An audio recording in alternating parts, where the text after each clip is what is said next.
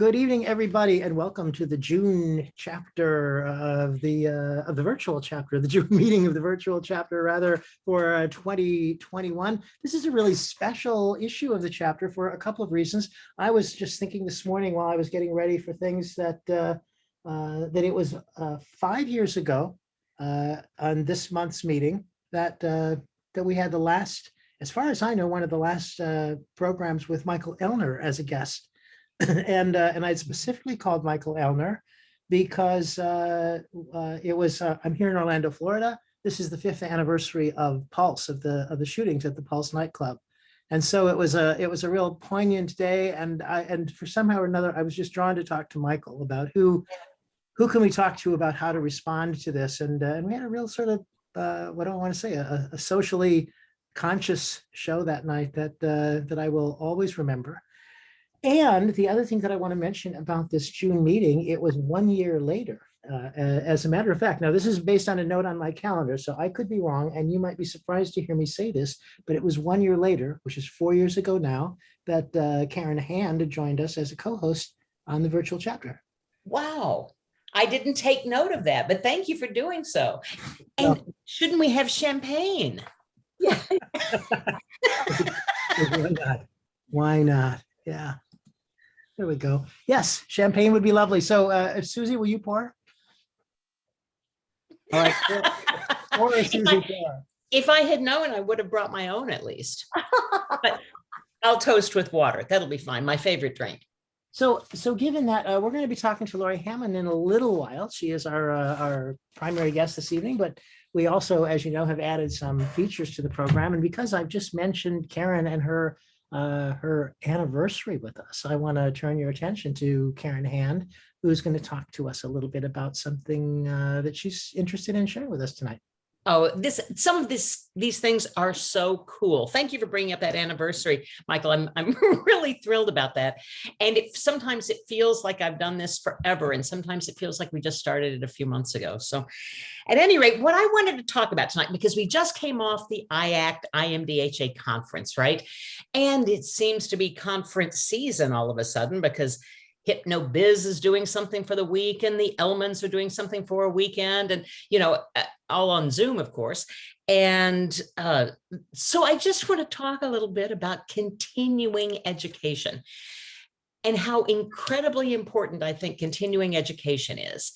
And I have been doing this a long time, and I think I know a lot of stuff. Right? Don't we all after a while?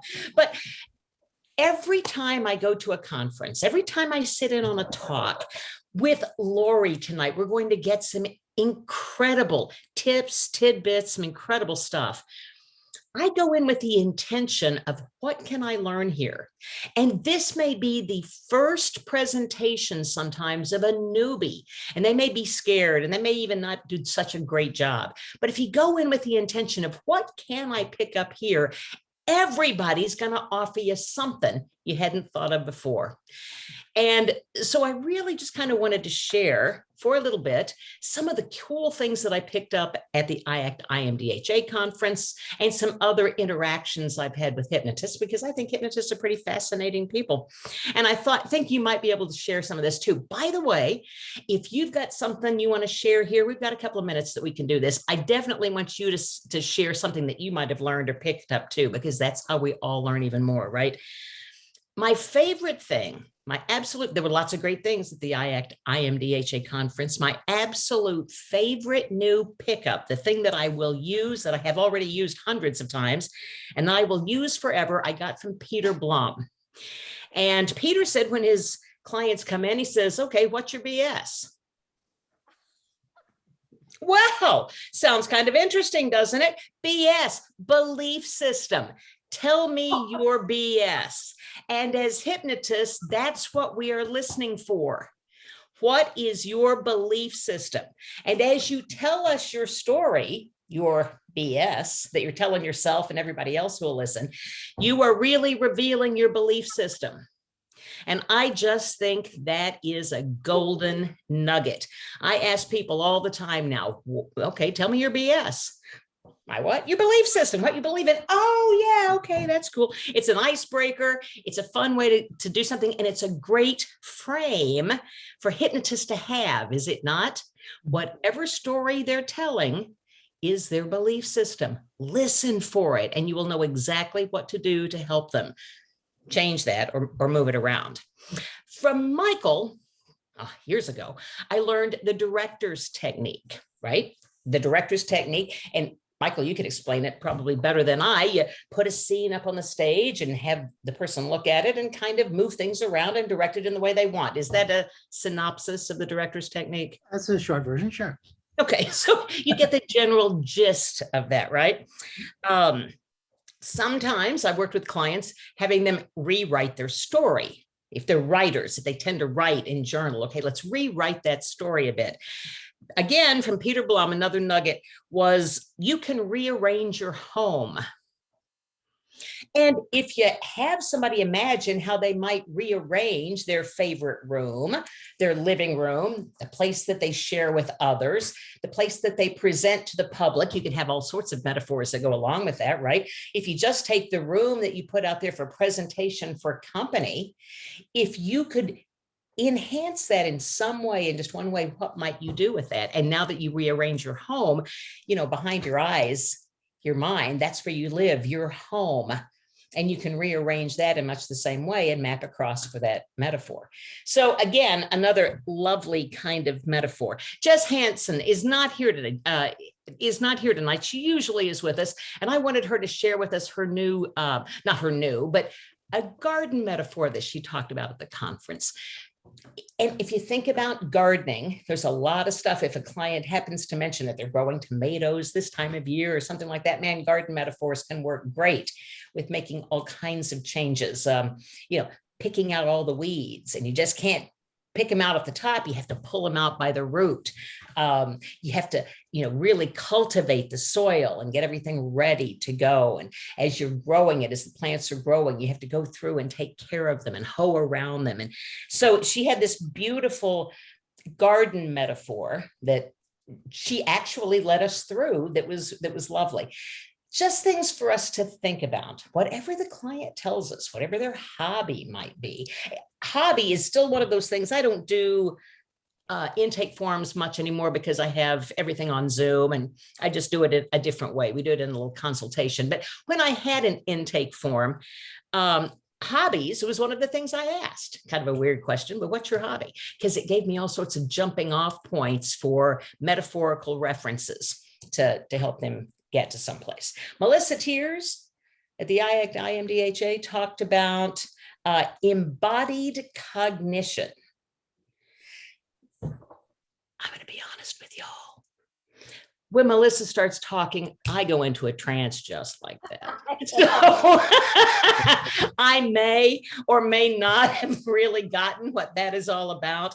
But when she talked about embodied cognition, I thought, we talk about muscle memory a lot, and I think we know what that references, right? But embodied cognition, what are you chuckling about? Me? Yeah, share that. Well, I was just remembering some muscles, that's all.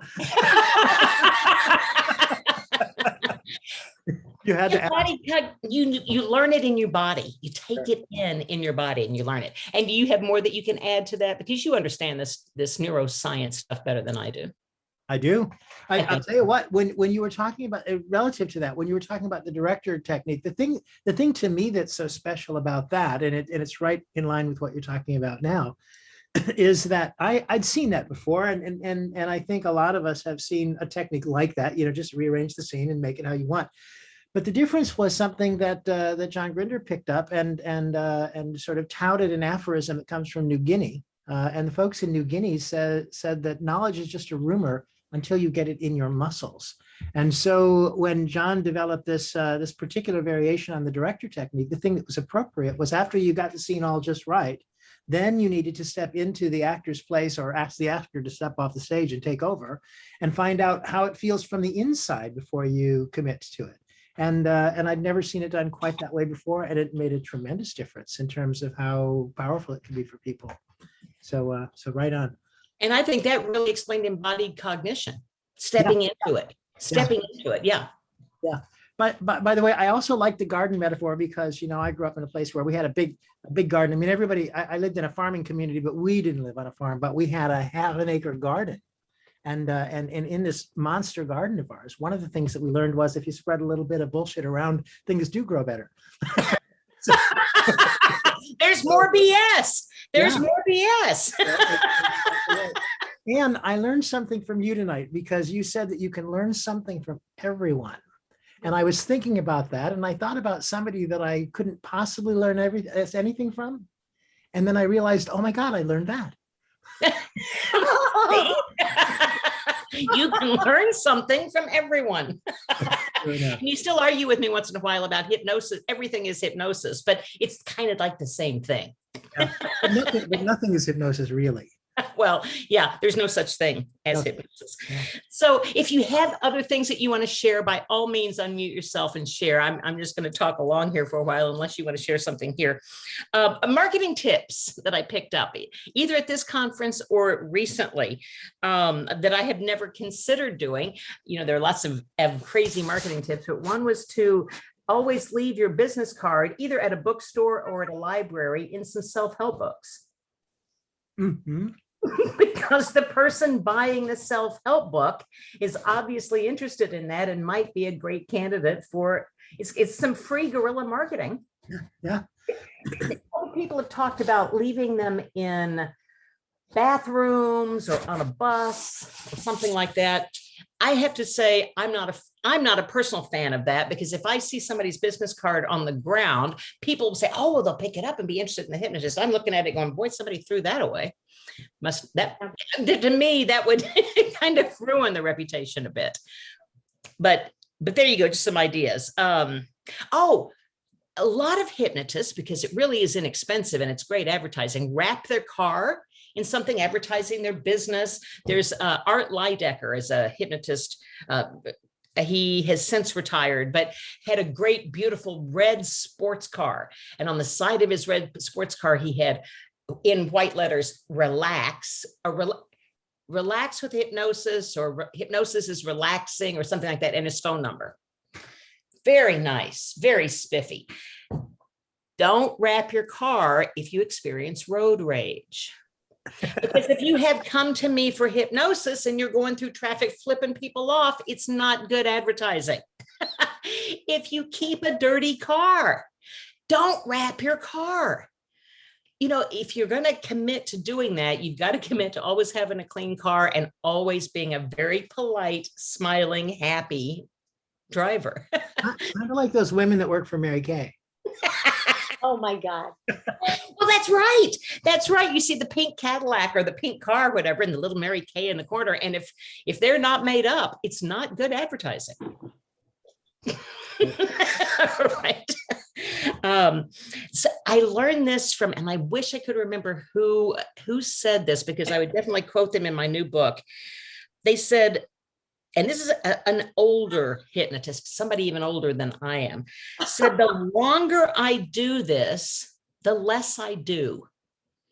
And I know exactly what he meant by that. When I first started doing hypnosis, I, knew the progressive muscle relaxation, and I better stretch that out for about 10 minutes, and then do some deepening, and, then put in a suggestion or two, and then an emerge, some post-hypnotic suggestions and emerge, or whatever it was. And then, that kind of, okay, the progressive muscle relaxation just takes too long. Let's say, okay, close your eyes. Let's see, relax your shoulders, relax your hips. Good, we'll go. Let's go. Whatever it is. And you do it tailored to the client. Of course, you might have clients who need that level of relaxation, or that's what they've hired you for.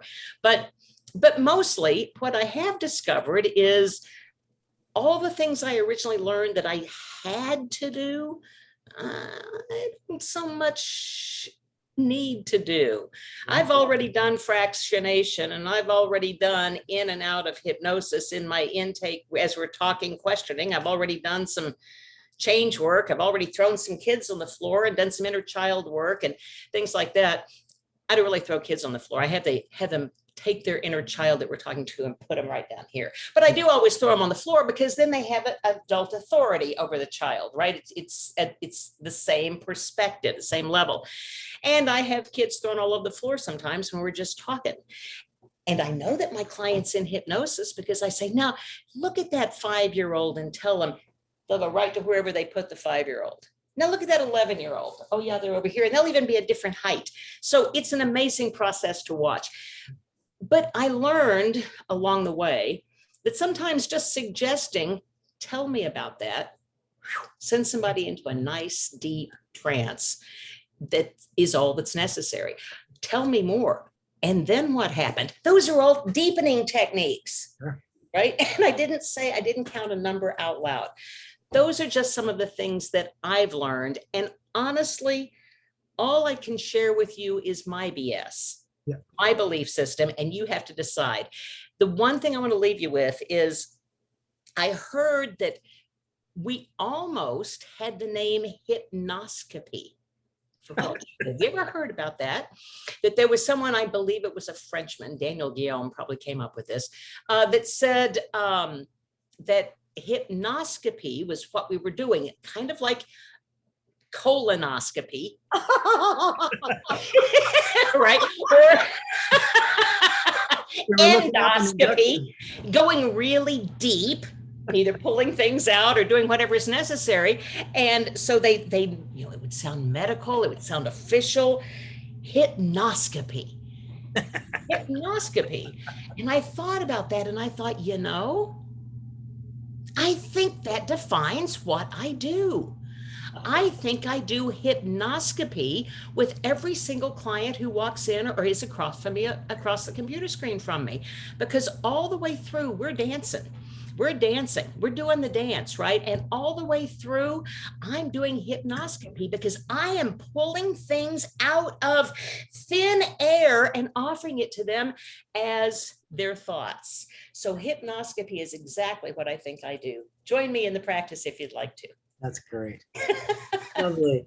So by the way, Karen, you know, the thing about the longer I do this, the less that I do. I love that. I'd never heard that phrase before, but I was also just thinking about that, you know, when we were first starting to do this, I think that we had the idea, first of all, that it had something to do with us exerting power over somebody. You know, I've got to be a really good hypnotist to get them to go into trance. And so we efforted and we worked and coupled with any insecurity that we had about, am I good at this? Do I know how to do it or anything?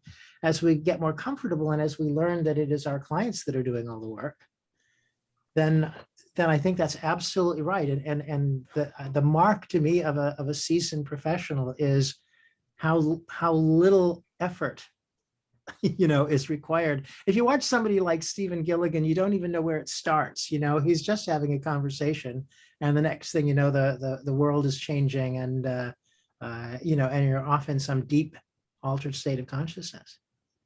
It's true. It's true. So if anybody else would like to share, now would be a good time. Or if you're chomping at the bit to turn it over to Lori. I'm pretty much. I got 3 really quick announcements to make, and then that's what we're going to do. So let me make them. The first one, you've actually already referred to 2 of these things. The HypnoBiz is going on even now. Is that right? It's from Monday through Friday.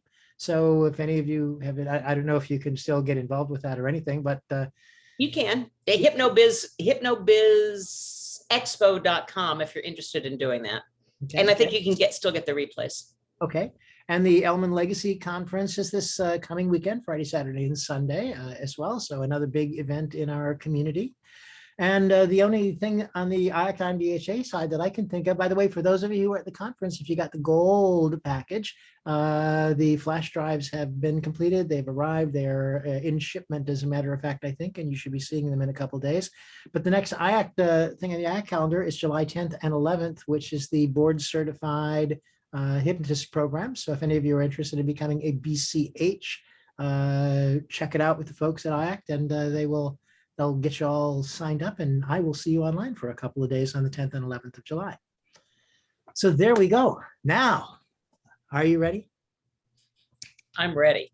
Are you sure you're ready? See, here's the thing. I realized as I was getting myself ready and debating whether I should go get this cup of tea or whether I had time to quick look up a bio for Lori Hammond, and I found out she's got the most amazing. This woman has got the most amazing website and so many things on it, except there doesn't seem to be a biography anywhere. And I thought, I wonder if she's some kind of an imposter. That's what I thought to myself. And I know that that's, I really shouldn't think that way about our guest, but I did meet her here in Florida a couple of years ago for a core transformation training where she met Karen Hand on the screen, as we were saying earlier.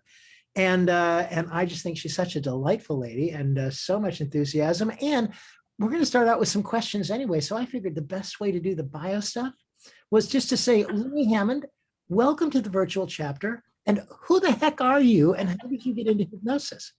Michael, thank you so much. I have a frog in my throat. Oh, ribbit. I don't have a bio up. I used to have an about me page, but I've taken to anytime someone asks me for a bio, I'll find out who the audience is and I'll customize the bio to say, I'm Lori Hammond and I'm a professional hypnotherapist who can help you. So I always make my bio about the person I'm speaking to. Part of that might be deflecting because I do struggle with a little bit of imposter syndrome myself from time to time. And part of it is because a person's most interesting topic is themselves. And so if you talk about the way you help other people, it can be really beneficial. So in the context of this conversation, I am a person who helps particularly hypnotherapists overcome what I call the imposter monster, that voice in their head that's holding them back, that is keeping them from moving forward in their business, from maybe raising their prices, from reaching out to more clients, from helping people in the specific thing that they want help with. And that's all based on me overcoming my own imposter syndrome and my imposter monster. I started a podcast a couple of years ago called Silence the Imposter Monster. And I don't think that that's an accurate description. I don't think the imposter monster ever is quiet. I think you just kind of learn to make friends with the imposter monster and you learn to recognize its voice as, I always picture him right here and I'll say, okay, thank you. I'm going to do it anyway. And then you just take action. So it's recognizing that voice and doing it anyway. I don't know if that's helpful. I'm happy to go to give better details. That's helpful. So the imposter monster's name is Silas, you said, right? Silas the imposter monster. I like that. Yes, it's Silence the Imposter Monster, but I like Silas as well. Not bad. So I guess one of the things that I know about you, and I think this is worthwhile as part of the introduction, is that you have quite a reputation, young lady, and particularly in the area of weight loss and stuff. And you were doing a lot of work around that. That was kind of when I first met you, what I think you were up to, and just for the benefit of everybody listening, and I don't know what you can tell them about this, but you just seem to be able to market the hell out of what you were doing, it was quite impressive to see. So there you were doing that, and something happened that shifted you over into this area of the imposter monster. So how did that all come about, and that transition and stuff? Yeah, that's a great question. So when I learned hypnosis, it was actually about 4 years ago. So talk about being intimidated, because, I know I'm here with many seasoned hypnotherapists, not to mention Michael and Karen, who have all this experience. And Michael has been my teacher. Karen's book has just rocked my world, Your Magic Words book. So 4 years ago, I started learning hypnosis because I was desperate for help with my weight. My weight had yo-yoed dramatically for pretty much my entire life since my teenage years. And I was really afraid of hypnosis. I grew up in a strict religious home where we weren't allowed to watch Scooby-Doo because it had hypnosis in it, and hypnosis was of the devil. So when I had kind of started to walk away from those ideas already, but when I decided to learn hypnosis, it was like, I can't do this myself. I need someone else to control my mind. And I went and saw a couple hypnotists. I couldn't find a hypnotist that even had their picture up. And I thought, who am I going to, I'm giving my mind to this person and I don't even know who they are. This is really scary. And I went and saw a couple hypnotists. We did not have rapport. And so I had been listening to Mike Mandel's podcast for a couple of years, and I thought I'm going to go learn from Mike and Chris. And it was one of the best decisions that I've ever made. And my life has been radically changed because of it. And I learned that hypnosis isn't, I think, Karen, you mentioned this earlier, hypnosis isn't me trying to control your mind. It's me guiding you and unlocking that for you so that you know how to control your own mind. And it's just been such a gift. So as I wanted to help other people lose weight as well, because I know what a trap and what a bondage it can be to be stuck with your weight, how it can just be all encompassing and screw up every area of your life. For some people, for me, it did. But I didn't know how to get the word out there. So I said, okay, I'm going to devote as much time to marketing as I go to ongoing hypnosis training, which I also agree is incredibly important. I think we should always keep learning. And I did it grudgingly. I didn't want to. And when I decided to go ahead and do it anyway, I realized it's the same thing. The more you understand marketing and how to appeal to people in a way that makes them light up and understand what you have to say applies to their life and can help them, the better hypnotist you become. And so it's not an idea of covert influence, but it's just understanding how the brain works and understanding how to use your words in a way that lights people up. So the reason I transitioned, well, and I do both. So I'm actually doing another weight loss program at the end of the month. But the reason that I stepped into the Imposter Monster thing is because I knew that in order to market myself, I needed to be visible. I needed to go public. I am like the biggest introvert, you guys. I'm the person who, like, up until a few years ago, didn't even make eye contact when I was out in public. And I started, there's a long story to that, but I started blossoming and getting out of my shell. A lot of it was instigated by a divorce that I went through 14 years ago. And I realized I needed to go public. I needed to unprivate my Facebook page. Like, I was invisible on Facebook. And I was really, really scared to go public. And so when I started making little videos and posts and putting up ridiculous selfies and just starting to let people know I'm here, I can help you, this is me, people started reaching out to me and they started saying, I want to do what you're doing, but there's this ... And there's all these excuses. And I can talk about that later. There's three main reasons people are holding themselves back. And I just had such a heart for helping them because I never intended to help other hypnotists move up in their career. But I realized that Jason Linett says a rising tide raises all ships. And I really believe that is true. And if I could touch 10,000 people, which I fully intend to do, just so you know, that's amazing. But if I can help 1,000 other hypnotists touch 10,000 people, what a bigger impact I'm making in the world. So I just have such a heart. Like, when I see hypnotists who have something important to share with the world and they're holding themselves back because that imposter monster is whispering in their ear, I feel almost an obligation, for lack of a better word, and deep compassion to help them move forward. And the biggest reason I feel like I am equipped to do that is because I've done it for myself. I am so, like, even just to be here tonight is really intimidating for me. I remember sitting with Michael Watson at his training, I believe it was 4 years ago, and just thinking, this guy is so freaking smart. And now I'm here speaking to his audience, and it's scary, but I'm doing it. You've helped cover up that fear really well, let me tell you. Well, and I can talk about how I do that. And we're going to expect you to. Yeah. That is great. So well, here's one of the things that occurs to me about the imposter monster, and I think it might be a place to bite into this. That I find myself back and forth between two extremes about this, because on the one hand, I don't know how to say this because I really don't want to offend anybody, but we are so hyperbolic, that if you sort of go out and read advertisements and for programs and workshops, I get more things with more exclamation points on them than, and this is the best training that you'll ever need, or the greatest hypnotist in the world, or or like that, where it's all so big that my immediate response is, of course, that's not true. in fact, that's kind of the opposite, isn't it, of the imposter monster? That's or is it? Or is it? I'll bring it back to you.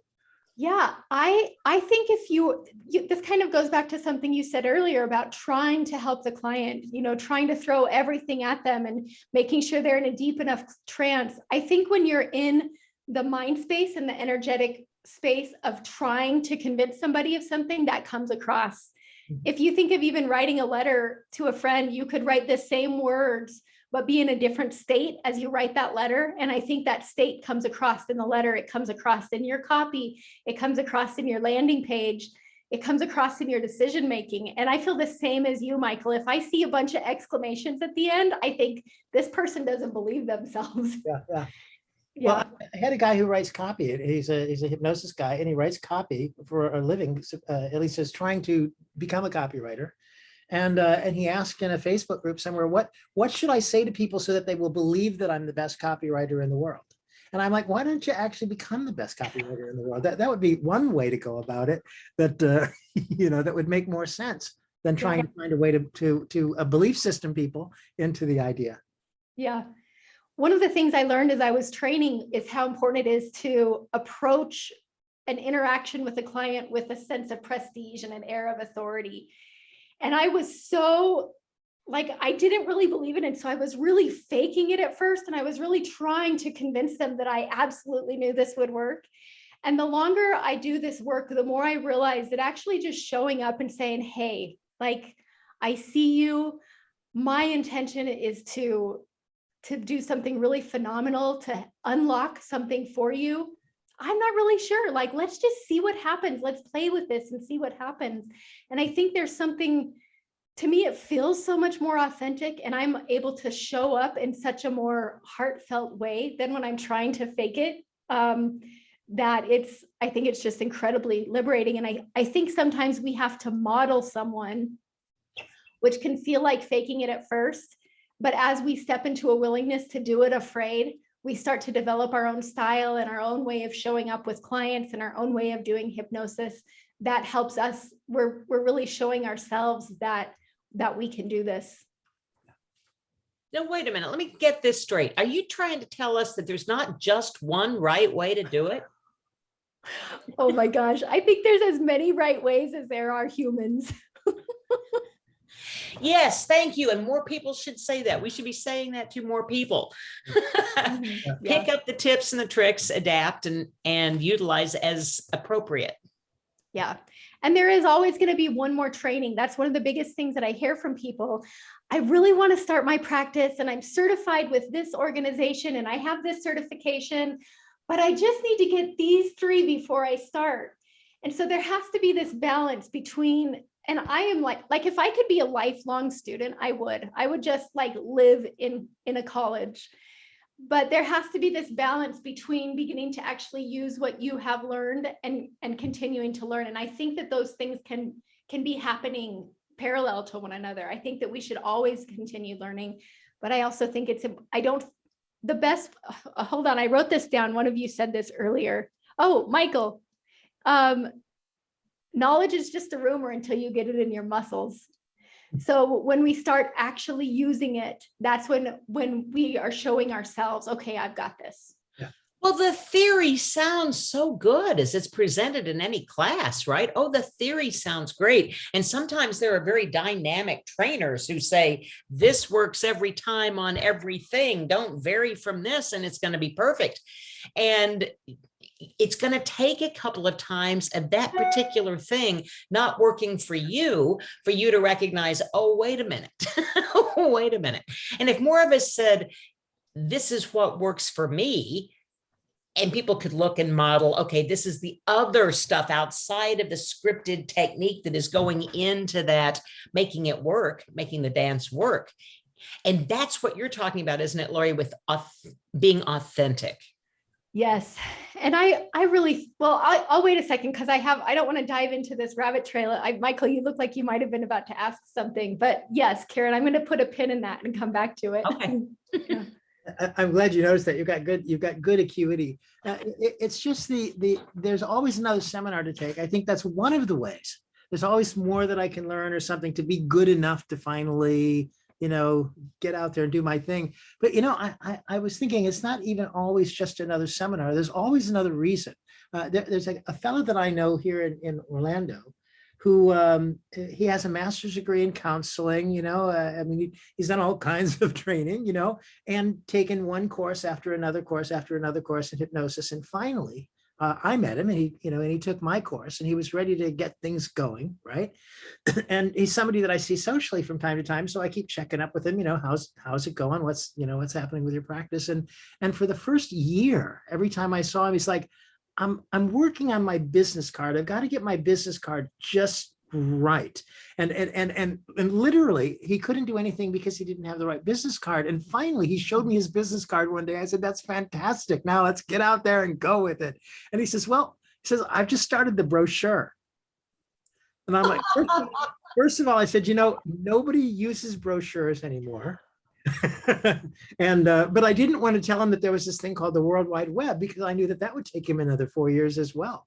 So it was a similar thing. He was a guy totally capable. I'm very clear that he was totally capable, but he just couldn't let himself, go. Yeah. It's so common too. And this goes back to what Karen said about the longer I do this, the less I do. So I was really fortunate to get to take a business class. It was a 2-week business class called Pop-Up Business. And it was some gentlemen from London who were actually in the US training people to start a business with zero overhead. And they actually told me, don't make a business card. I have never had business cards since I've started doing my business. I think it's valuable, but part of my reason is because I work virtually and I have since the very beginning, since even before the pandemic. And so I thought there's really no reason for me to have a physical card, but there's so many workarounds. And so I see the same thing where people are saying, well, I have to get my website set up just right. And this is me being really opinionated, but I feel like it's such a waste because if you build it, they will come is a lie. Having the perfect website is going to do nothing for you. It's your job to send people to your website. So I really think it's my responsibility. The only people that see my website, unless they're looking for my bio, are people that I send there, usually from Facebook. So there's so many. I find one of the most powerful self-hypnotic suggestions is 2 words. What if? What if I could start my business without a business card? What if I could start my business without a website? What if I could sell digital products without having a big, I can't even think of the name of it, but like a big shopping cart, a big fancy cart. I learned this from Melissa Tears a few days ago because I went to look at one of her things that she had set up, a training that she had done. And all she did is set up a paypal.me with a / the amount of the enrollment and sent that in a link that said, click here and you get the course. It probably took her 10 minutes to set it up and there's almost zero overhead. So there's so many ways to get started. The quality of your life is determined by the quality of your questions. And when you start asking, what if I could do this? What if there's a simpler way? What if there's an easier way? What if there's a more effective way? You'll be amazed, when you tune the reticular activating system with those questions, you'll be amazed at the answers that come to you when when you wake up in the morning, when you're on your walk in nature, for me, it's when I'm lifting weights at the gym, I get these amazing aha moments. Those are always the best ones. I'm furiously writing this down. I love the quality of your life is determined by the quality of your questions. It's a lovely thing. I believe I may have gotten that from Tim Ferriss or Tony Robbins. It's not a Lori Hammond original. But now it's being attributed to you. I'll take it. We got it from you. I love that. It's very, very true. I think our questions are more useful than anything, especially if you sit down with pen and paper and start to just flow the answer out. When you physically write something down, you access the unconscious mind in a really powerful way. I think it's another really effective form of self-hypnosis. Well, and by the way, exactly. So that because the quality of your life, it can be absolutely destroyed by the quality of your questions as well, right? That I was talking recently about virtual questions, and the idea is this: I had a grandmother that nobody liked, and she didn't like anybody. She was a miserable. I mean, I hate to say it because but she was a miserable old woman. But she had a program operating that was scanning the world to figure out what's wrong with this. She had two questions, actually. What's wrong with this and whose fault is it? Oh, wow. And if you can imagine that as sort of the filter that you evaluate your ongoing experience with, what will that do? Whereas the Abraham people, the Abraham Hicks people, by the way, have a question that I just love. And I'm not really big into the Abraham thing, but I love this. And it was like, what is it about this moment that is absolutely magnificent? I'm writing this down. Yeah. Your grandmother would have made a great proofreader, by the way. That's a great skill for proofreading. Yeah. It's a lousy skill for many other things. Yeah, exactly right. Raising children and grandchildren. Right. Yeah. So what if we went back to my pen? Okay. I have so I'm looking at a big computer monitor, and I have my Zoom window here and my notes here and the chat up here. So when you see me looking around, that's what I'm doing. So Karen's pin, she was saying, you were talking, Karen, about how there's as many different ways to show up with a client as there are change workers. And I 100% agree with that. And I think the only way, people wait till they get it just right. And the only way to, first of all, I don't think there's no such thing as just right. But the only way to start to develop that is just to start doing it, to let go of the fear of failure, which can be, easier said than done. But I have come up with some things that have really helped me to up those chances of success, to up the chances of the client getting the change that they seek. And so I'll give that to you right now. And this is where I stuck that pin. I call this my SIP formula, SIP. And I do this every time I get on a call. I did it tonight. I do it. So every week I do a Zoom session. And just this morning I did one. I think there were 36 people on the call, and one of them was Freddie Jacquin. Yay. I was so intimidated, and it was such a blast, but I did this formula before I started. So SIP, the first one is state. And we all know about changing our state, but I'll tell you the specific way that I do it. The next one is intention. And the last one is permission. So before I start any call with a one-on-one client or in a group, and I hardly do any one-on-one work anymore because I have noticed so much more transformation inside my group sessions. I think because of the energy of everybody in the group being there with a shared intention. So what I will do is I will stand back. So I'll actually go and stand. My doorway is over there. Not that doorway, a different doorway. Anyway, and I will look at this spot and I will imagine, and you can even do this right now. I'll walk you through it. So just, if you're happy to do so, just close your eyes for a moment and just imagine the place where you will do hypnosis. If you don't have a practice yet, you can just make this up in your mind. And imagine a person who would show up who is just a dynamic change worker. Someone who, when they walk in the room, it's like you can almost feel their ability to guide a person to the place they want to be. And imagine that you see that person leading the session. Notice their body language. Notice the way they're breathing. And imagine that you could just tune in and you could see their thought bubble. What kinds of things are they saying to themselves? It's okay to make it up. I call this the 3 Bs: body language, breathing, and beliefs, which is just recycled self-talk. And just look at that person. Imagine them just as a wizard, or that's what I imagine sometimes, a wizard or a magician. And now what I would do if you were doing this before a session, I would have you physically stand up and go and step into that spot.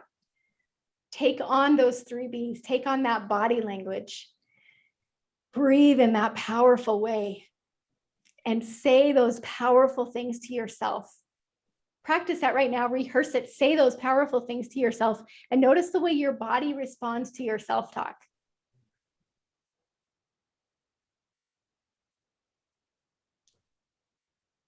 And then the next thing I would like you to do is start to imagine an amazing outcome.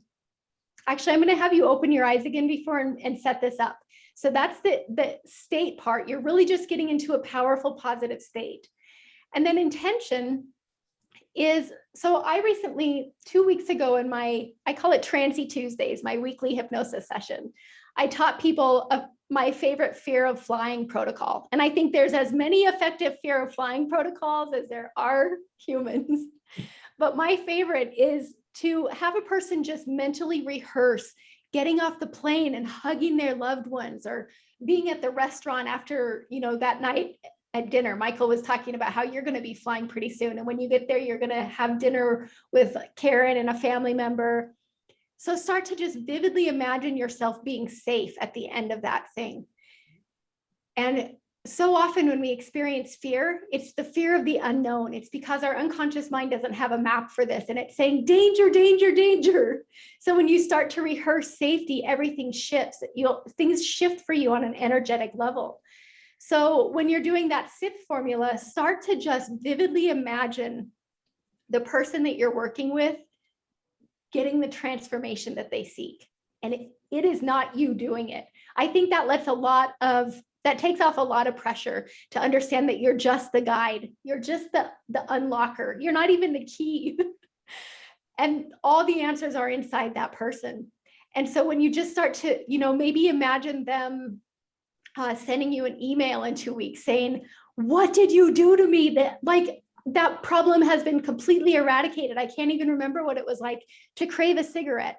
I can't even remember what it was like to feel anxious when I drive. Whatever it is, just vividly imagine them changing their 3 Bs, their body language, their breathing, their beliefs as you're on the call with them. And that is going to inform your decisions as you're in that protocol. If something goes sideways and somebody asks a question way out in left field, and inside you're thinking, oh shit, I don't know. This is going to lead us into the P part of the SIP formula. P is permission. And that is to give yourself permission to recycle, to remember that belief that you installed at the beginning of the session. Tell yourself, I can do this. I trust myself to know what to say to this person. I see this person as transformed. Yes, I can do this. It's being your own inner cheerleader. Because if I talk to a lot of people who experience stage fright, and they're doing these 3 Bs really well. They have this shallow, quick breath of anxiety as they think about getting on the stage. Perhaps they're even shaking a little bit. They're thinking, what if I screw up? What if I screw up? They're mentally rehearsing screwing up. They're mentally rehearsing getting on stage and stumbling over their words.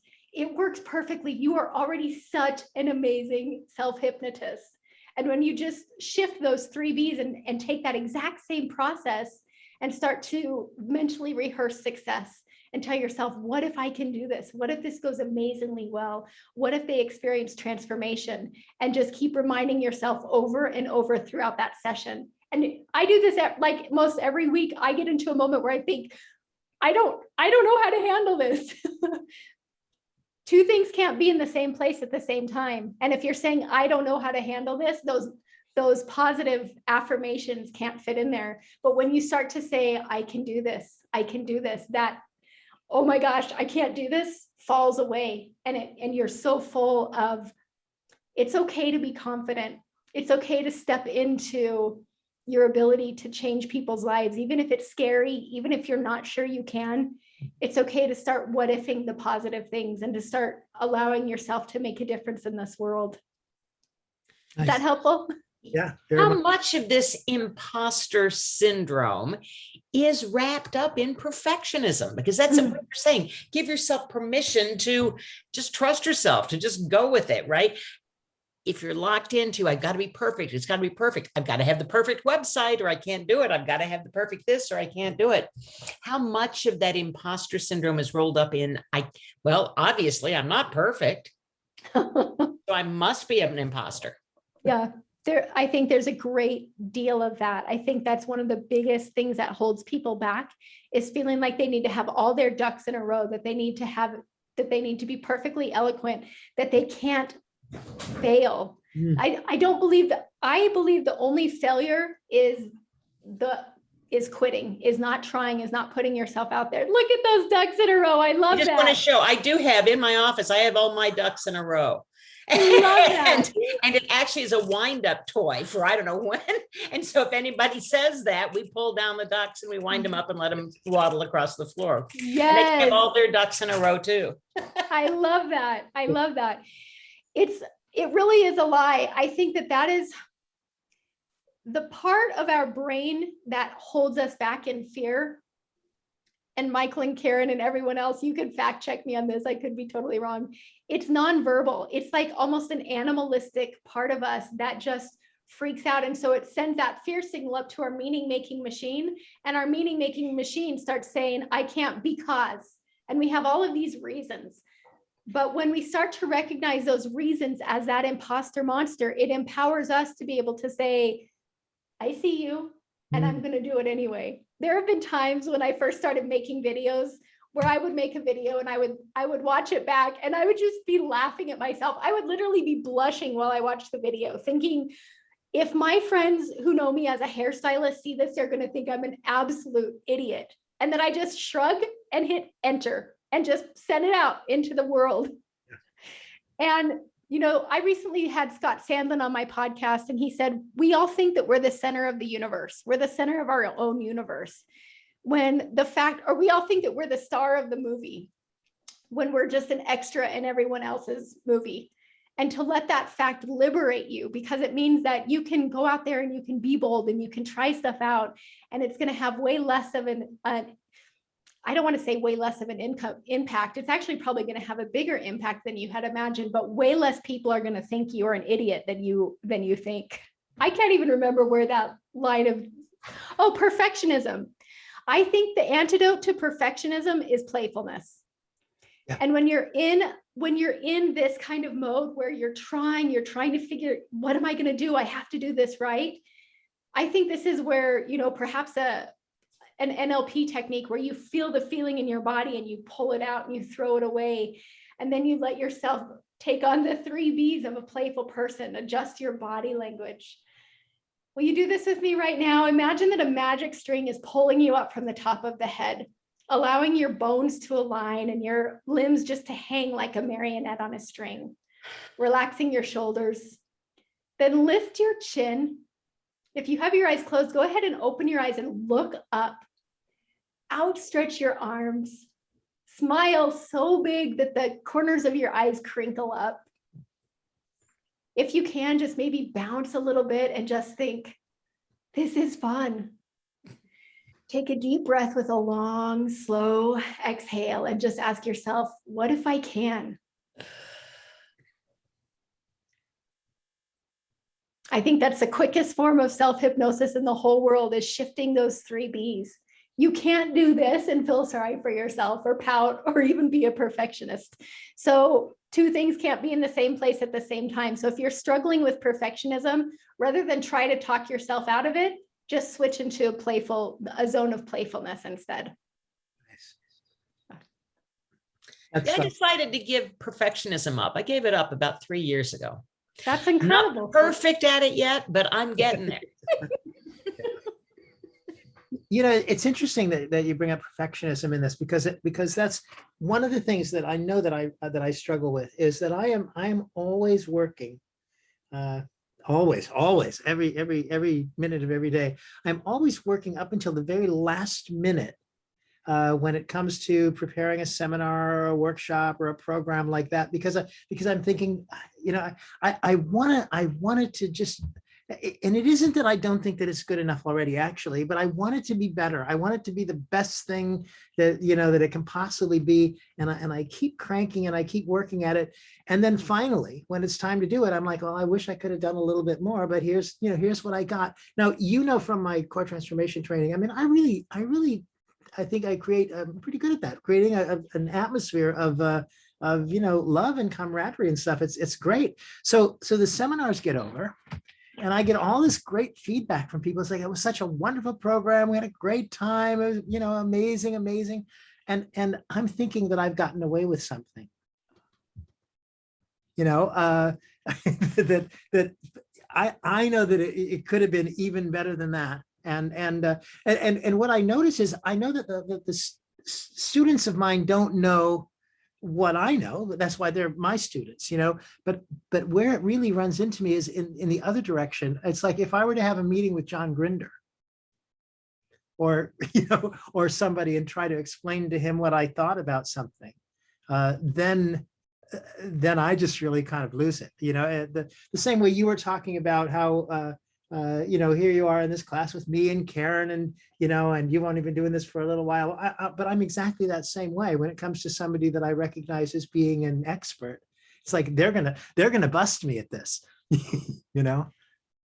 I love that you shared that, because that's the biggest reason I started my podcast. I've had Melissa Tears, and now all the names are going to leave my mind. So some of the biggest names in the industry have got on. What's that? I saw you talking to Kaz today. Yes, I had Kaz today. But these people who are just doing incredible things in the industry, Freddie Jacquin, have that same imposter monster. And I think that knowledge can liberate a person, can help you understand, okay, if Michael Watson feels this way, then it's okay and he's still moving forward in the world, then it's okay if I feel this way and I take imperfect action. And Michael, I just have to tell you, like, from the bottom of my heart, your course is one of the most transformational things I have ever experienced. And I still use the things you taught me almost every day. And I'm so grateful to you. Do you have any speaking and events or presentations coming up? Well, I'm running the board certified hypnotherapist program in next month. Okay, you said you're running it? Yeah, I train that, and I just finished the certified master trainer training. Those are the things I'm doing these days. May I very humbly walk you through an exercise? Please. And anyone who wants to join Michael in this, feel free. So Michael, would you just close your eyes or keep your eyes open and just imagine that event is over, that it is complete, okay, and that you just feel this sigh of relief and this excitement and this, I did it. Maybe think about a time when you felt that relief before, when you knew that you nailed it. Maybe it was when you were, yeah. And just like that's right. Let yourself feel that and bring that feeling into the end of that event. Perhaps looking in the eyes of the people that you've spoken to, receiving the emails from them, receiving feedback from the other facilitators, and just feel that pride in your heart. Perhaps even hear your own voice saying, good job. And every time you sit down to plan for that, every time you think about that event, I invite you to just let yourself embody this emotion. Embody this version of Michael Watson, who absolutely knows, I've got this. And when you hear those compliments at the end, I want you to imagine yourself right now accepting those compliments and just saying thank you, as that part of you deep down inside knows, I deserve that compliment. I did a great job. And I just ask your unconscious mind to make those changes on a cellular level and a molecular level, so that every time you plan this and subsequent events, you give yourself permission to just let it be enjoyable, to trust yourself that you know this, and to accept the compliments and the gratitude that comes your way. And when you're ready, you can just open your eyes. I'm grateful for you, my friend. Thank you. Yeah. All right. Really, Thank you, Gloria. Thank you. really great. Yeah. That looks like it feels pretty good. I'm speechless. I'm just basking in my awe. Good. Continue that. That's going to grow and grow. And as you sleep and dream tonight, you're going to be filled with even more awe in which to bask. Thank you. Yeah. Good, really good. So are there any other questions? one of the things I'm thrilled about, Lori, is that you didn't bat an eye when you said, I've been doing this such a short amount of time, and let me present this. I meet weekly with a kind of a hypnosis mastermind group, and it's people from all over the world. It's some really old people and some really young people, and just a whole big group of people. And one of the things a couple of the hypnotists were talking about was, somebody who's just been doing hypnosis for a year has now written a book, and I went, time out. We don't know when someone gets their expertise. We don't know when somebody gets it. It may take somebody 8 years to get it. I was slow on the uptake when it came to taking my business card that, yes, there's no use for those anymore, but taking my business card when I was a baby hypnotist up to a group of smokers outside a building and saying, I've got the magic. I can help you quit that. And they took the card and they threw it in the garbage because they were not in the I want to quit smoking trance. They were in the I want to have a cigarette trance. I was slow on the uptake. But some people aren't that slow. It took me 2 times to do that before I realized, oh, duh, that's the wrong trance state to deal with. Some people get it sooner than that, right? I don't know how long Melissa Tiers had been a baby hypnotist. What, maybe a year and a half, couple of years when she wrote the anti-anxiety toolkit. Oh. And it's brilliant, and we all still use it.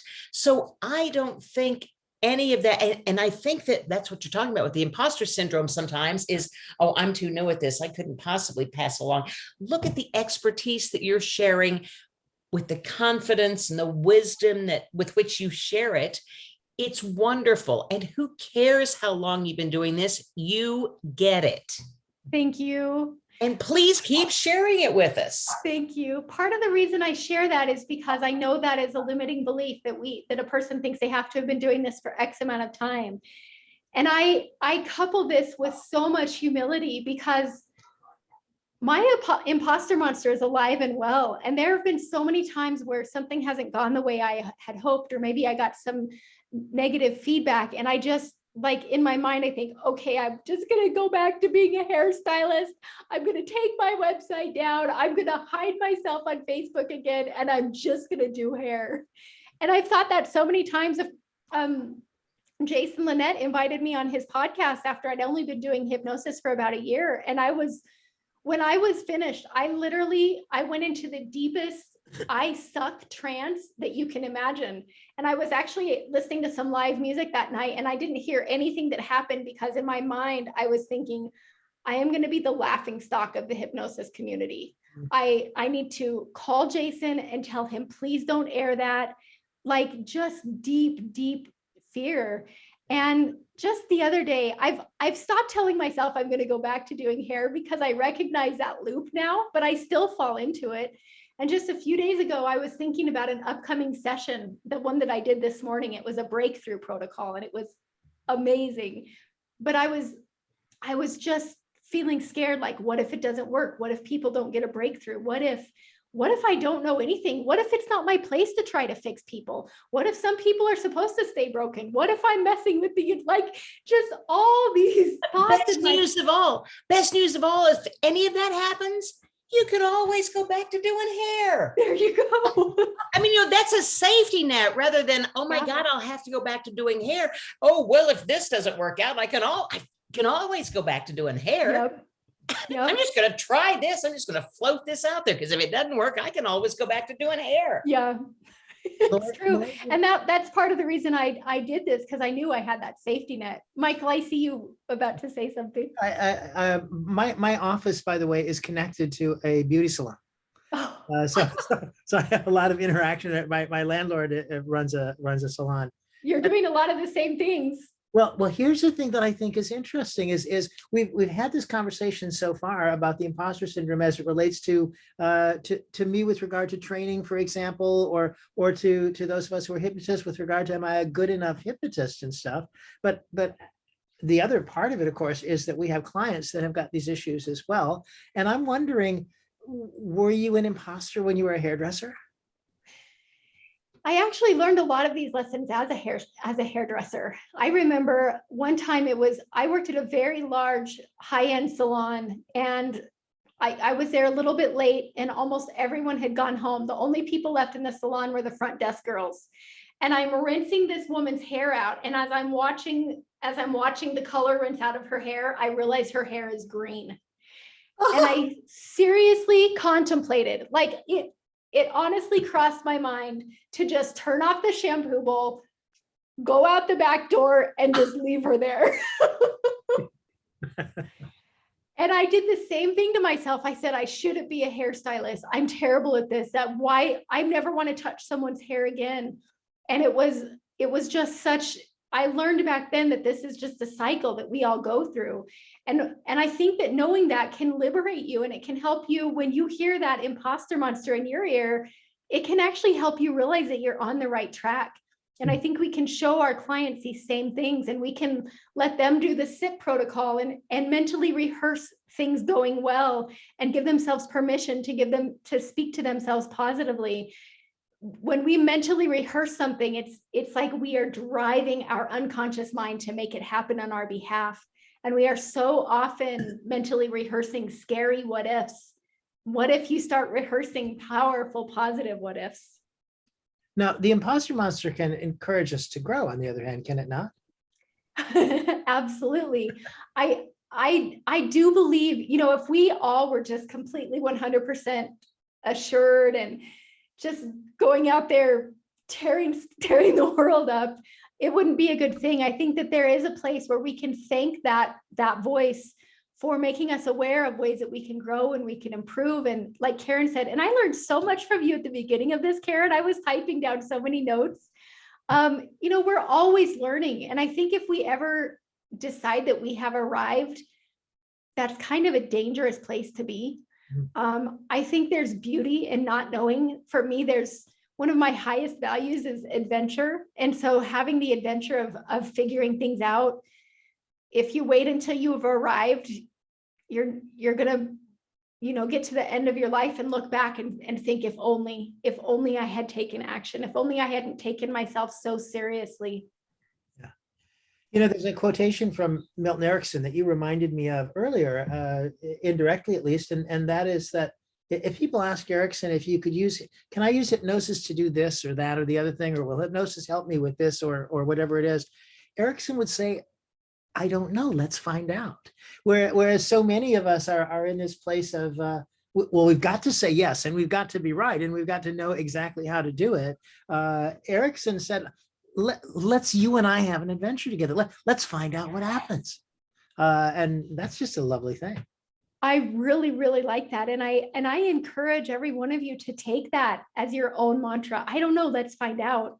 Because I think that comes across in a more authentic and empowering way for people than when you're trying to convince them that, of course, it's going to work. And that's what I did at first. I did that, and it took away from I think it doesn't build rapport, and you need to have rapport. I'm sure many of you know that the number one, in studies that have happened with change workers of different, whether they're hypnotherapists or counselors or even doctors, the number one indicator that the client or patient will get the change they seek is if they have rapport with the therapist or the doctor. And so when you're saying, of course, I can absolutely do that, and you don't really believe it inside, your unconscious mind is always having a conversation with their unconscious mind. Like you guys are talking right here and you're consciously picking things up, but unconsciously you're picking all kinds of other things up. And that's why in that SIP formula, when you give yourself permission to say, I can do this, what can I notice about this situation? Your unconscious mind is going to say, this is what you should say next. And you're just going to intuitively know what to say, and you can trust yourself to do that well. Great. Here's another little factoid that will pull the rug out from under all of us and make us all realize that we're not really the wizards that we think we are. Lissa Rankin, Dr. Lissa Rankin, has a great book called Mind Over Medicine, I believe. And Lissa was an MD and became quite troubled by spontaneous remission. I mean, I didn't prescribe anything. Nothing was done. These people just got better. And so she quit medicine for a couple of years just to kind of look into spontaneous remission. And one of the things she discovered in her time off was in talking to her mother, who was older and often had ailments.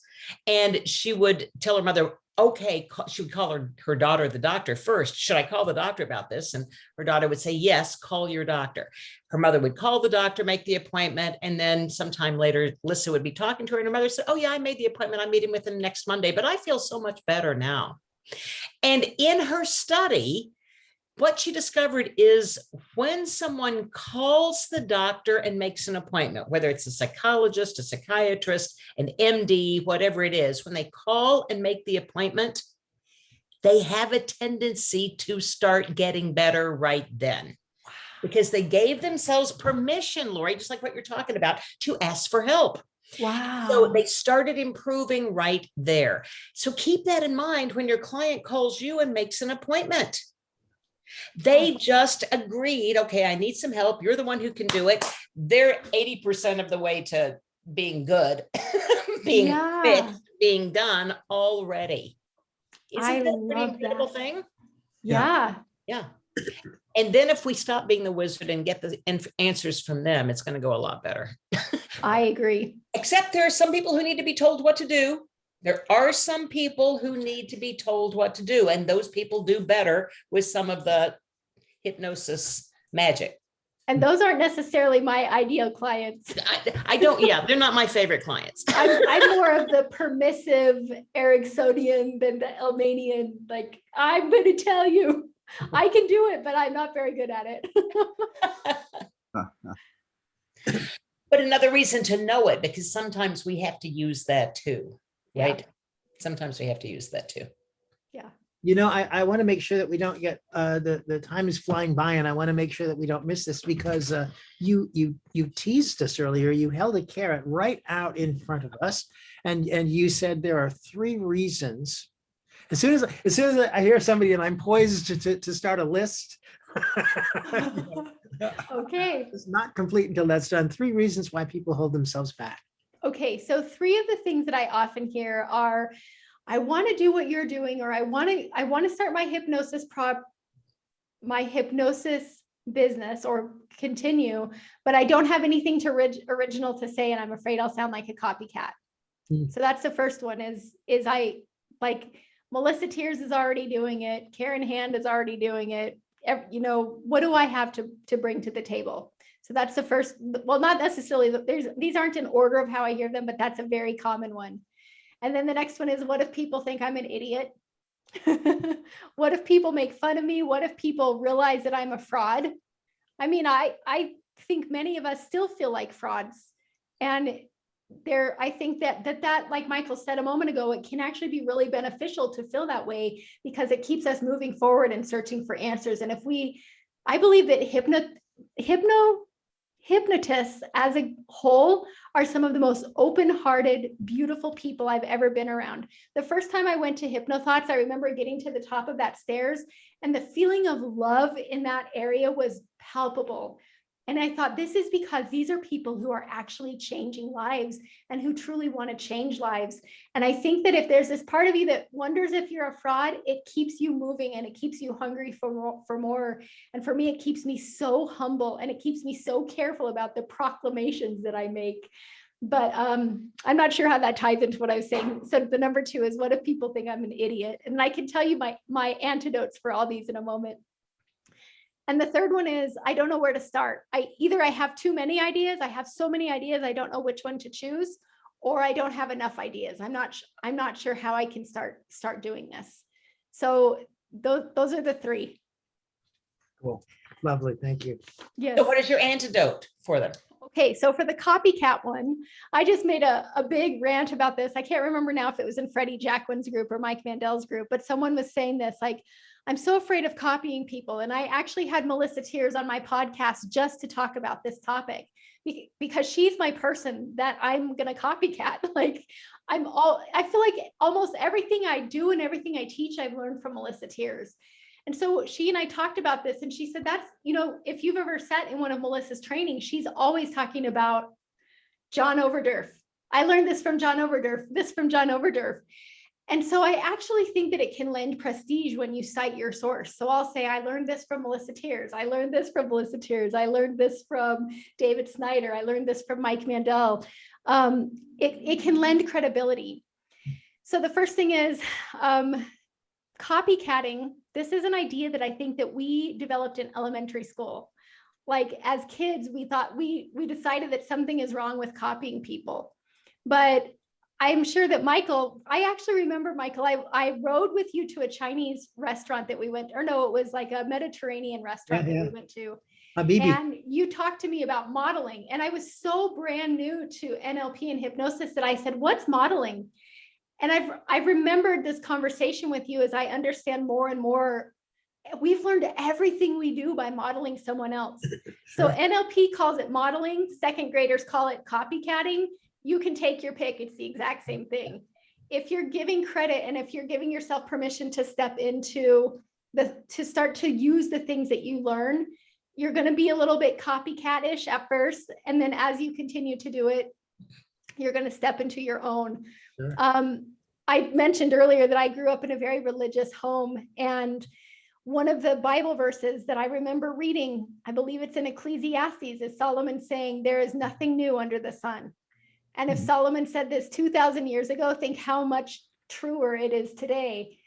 You're going to try to come up with something original. You're going to start to see that this protocol that is this person's very specific, unique work, and this protocol that is like nobody else has ever done this before, they're all the same thing. They all work on the same principle. And I think when you start to let yourself accept that and step into it, it can help you stop fearing the copycatting. And so the second one, what if people think I'm an idiot?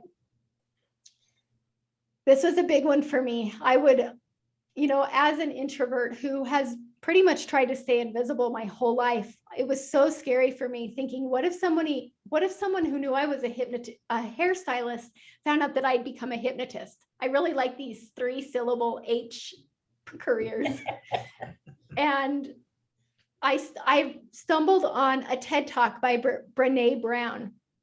I can't remember what it's called, but if you search Brené Brown and Man in the Arena, you'll find it. I think it's an 18-minute talk, and I highly, highly recommend that you and your imposter monster sit down and watch that presentation, because it has been life-changing for me. And she talks about how she received so much criticism for a TED Talk that she gave.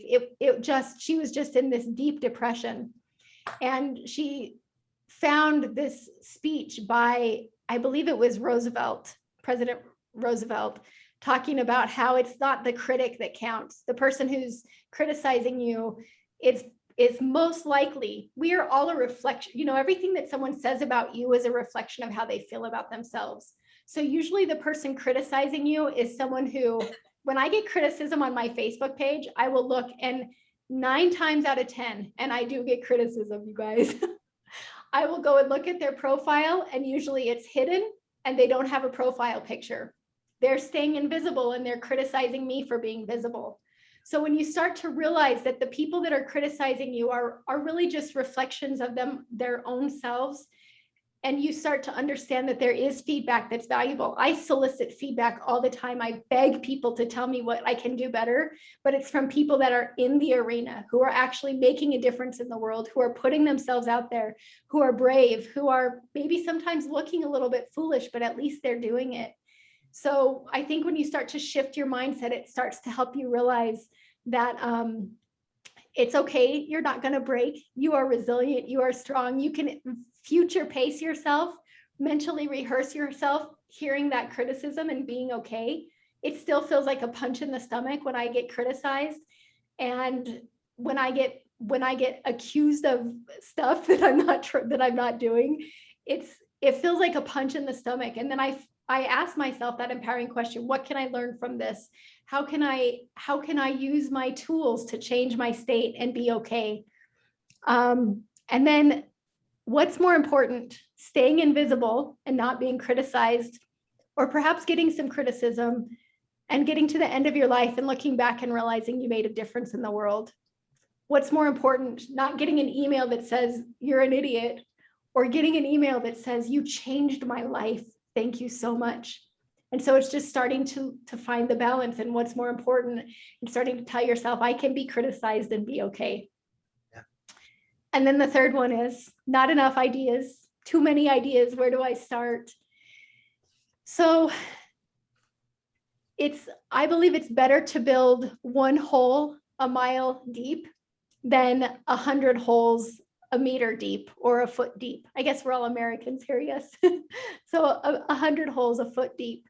So I saw Sarah, not American. I apologize. Grant, not American also. I saw that, Grant. Yeah, okay. So meter deep, foot deep, 3 feet deep. So there have been 3 essentially quantum leaps that I've made in my business, going from struggle to actually getting some leverage, and then going from like having a little bit of leverage to really starting to make a difference in the world and make a name for myself in this industry, which is crazy to me. Like when Michael Watson says you're well known in the industry, I'm like, I don't know what you're talking about. But and those 3 quantum leaps have come from me going all in on one thing. And this is so hard. I know it's so hard because we want to help all the people and we want to do all the things. And there's another TED Talk that I highly recommend listening to. This one is a 23-minute TED Talk by Bill Burnett, and it's called 5 Steps to Designing the Life You Want. And he talks about studies that show if you bring a group of people and you show them 6 jams that they can choose from.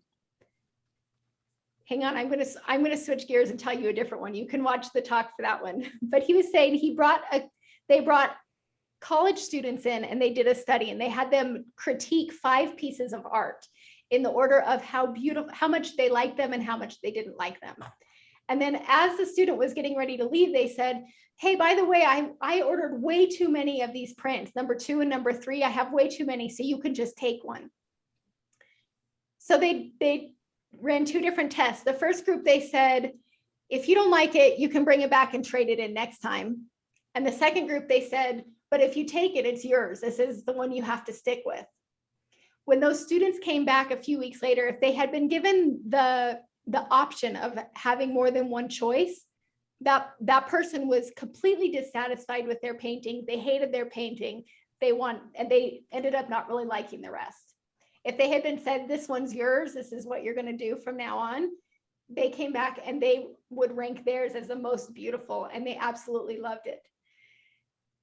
I have a hypnosis audio, and any of you can message me on Facebook and ask for it. It's free. It's called The Answer Room, and it's helping a person tap into their unconscious decision maker, helping them metaphorically tap into their highest self. And on the way to the table to meet this person that's going to give them the answer, they pass a plaque on the wall that says, make a decision and make it right.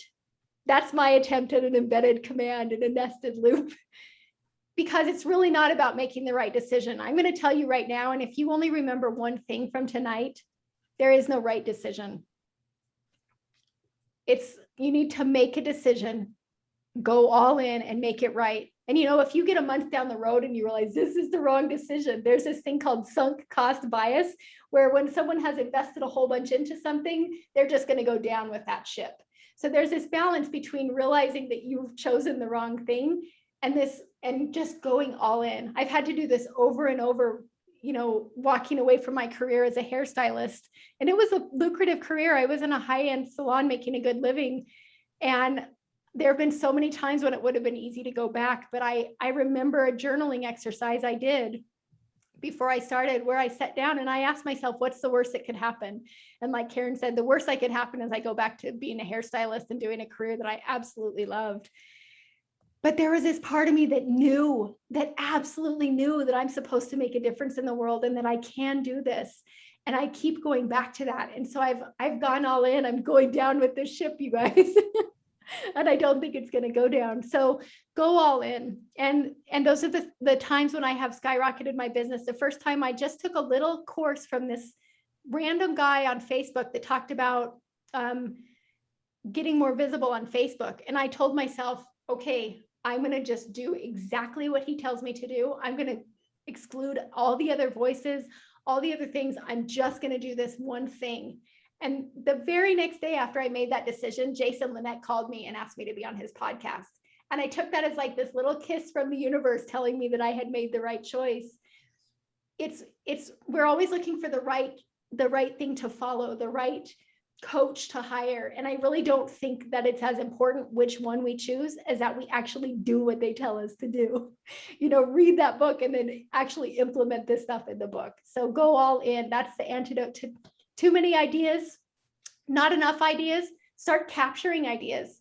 Remember, the quality of your life is the quality of your questions. So years ago, I started asking myself, how can I make an excellent living and not be location dependent, not have to be behind the chair to make money and work from anywhere in the world? That's a really tall order. But I started asking my unconscious mind. I tuned my reticular activating system to look for ways. And when I started studying hypnosis, I thought, what if I could do this over Skype? I didn't even know what Zoom was. What if? And I started realizing I can do this. Oh, and I wanted to stop trading dollars for hours. So like I have to work for a certain amount of time to make a certain amount of money. So now I work virtually. I did a call this morning with people from all around the world. I make excellent money because people are paying me just a little bit of they're investing a little bit of their money, and I'm giving them massive value, and I'm making an excellent living. And I'm like I would have to show up for 2 hours a week. I have a group call on Tuesday morning and a group call on Wednesday morning, and that's where the bulk of my income comes in. So your unconscious mind knows. Tap into highest wisdom, tap into your highest self, and start asking. And when you get ideas, when you think, how can I make my business go in this direction? Open a little note in your phone and write it down. This is you telling your unconscious mind, thank you, give me more. And before you know it, you will have so many ideas, you don't know what to do with it. And then you're back to that place of making a decision and making it right. Is that helpful? That's lovely, lovely. So, ladies and gentlemen, Lori Hammond, what a wonderful visit that we've had. I wish that we had more time. Just to sort of tease the atmosphere, there's a question I would love to have asked, and maybe we could talk about it at another time. I'm curious if there's a demographic about this. You mentioned something that I thought was interesting. It got my attention. That you said you grew up in a very religious home. Well, and I've got this kind of religious thing in the back of my history as well. And I don't know if there's a particular demographic, and I don't want to blame it on religion, but I'm wondering if there's certain people that are more affected by this. And it's we could talk for a long time, but we can't. So Brandon, I have so much to say about that. well then maybe we'll just have to get you back here another time so we can talk about dangling a carrot and then not giving us satisfaction. Yeah, that's advertising. So Lori Hammond, trancypants.com is Lori's website, trancypants.com. And the answer room is right there on that website as well. And is there an email address or something that people could use to get? Yeah, the best place to reach me is Lori, Lori, at trancypants.com. There you go. Yeah. Well, gosh, it's just been too great. The time went by very, very quickly. So thank you so much, Lori. We love you, and we'll have to get you back here another time. I've got to just quickly go through these announcements. One more thing to let you know, HypnoBiz is going on right now. I just want to add into that, if you don't mind. I'm speaking at HypnoBiz. Grant Morrell's speaking at HypnoBiz, also at the Elmanian thing this weekend. So join us. And if anybody, I'll be at the Elmanian thing too. Here we go. See? Thank you, Lori. So HypnoBiz, the Elman Conference this coming weekend, the board certified hypnotist program that I mentioned, July 10th and 11th through IACT. And also, we didn't mention it, you brought it up, right? Hypno Thoughts at the end of next month. It really is as well. Steve, I'm going to mute your microphone if you don't mind. Okay. So there we are. And we've just got to say goodnight. So here's what we're going to do. Are you ready for this, Lori? I'm ready. Are you braced for this? Okay, hang on. Because we do want everybody to open their microphones right now if they haven't already, so that we can all, in a great cacophonous spirit of love and affection, send you off and hope to see you again soon. So thank you so much, Lori. We've had a great time. Thanks, Lori. Thank you, Lori. Thank you all. This has been so fun. Thank you. See you in Vegas. Bye-bye. See you in everybody. Vegas. See y'all next month. Thank you, Lori. Thanks, See ya. man. Good seeing you, Michael. Yeah. This is Joe Flowers. Sorry. Yeah.